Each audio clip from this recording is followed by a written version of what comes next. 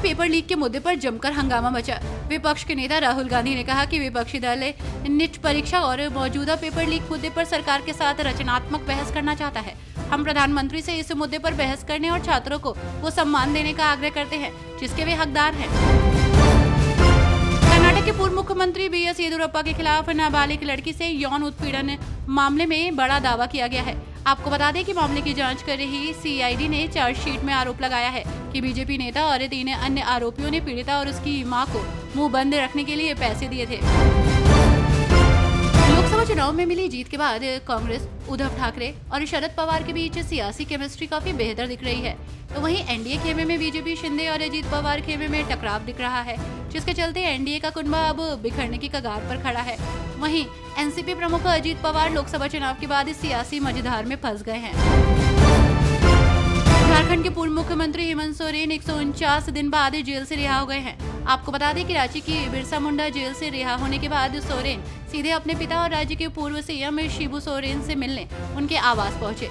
वहीं पिता से मुलाकात के वक्त हेमंत सोरेन भावुक हो गए और उन्होंने कहा कि जो लड़ाई हमने शुरू की और जो संकल्प हमने किए हैं, हम उन्हें पूरा करने के लिए काम करेंगे।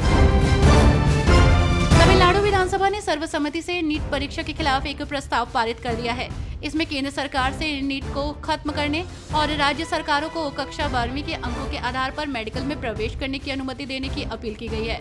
आपको बता दें कि प्रस्ताव पेश होने के दौरान बीजेपी के विधायकों ने वॉकआउट किया, तो वहीं द्रमुक के सहयोगी दलों ने प्रस्ताव का समर्थन किया।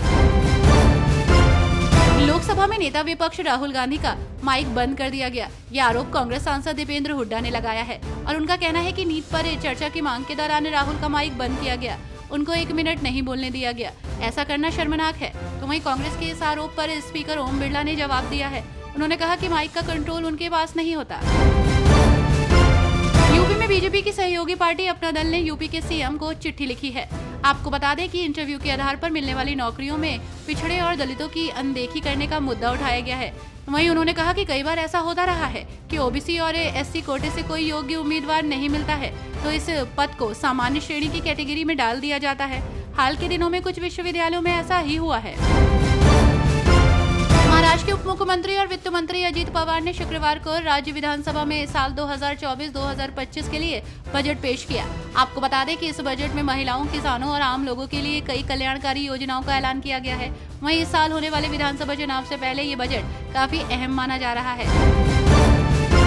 सांसद पप्पू यादव ने कहा है कि सरकार को देश के युवाओं और देश के लोगों के बारे में सोचना चाहिए। आपको बता दें कि पप्पू यादव ने कहा कि हम बाहुबली नहीं हैं, हमने जनता की सेवा की है। पप्पू यादव जनसेवक हैं, किसी को डरने की जरूरत नहीं है। नीट मामले को लेकर सचिन पायलट ने मोदी सरकार पर जमकर निशाना साधा।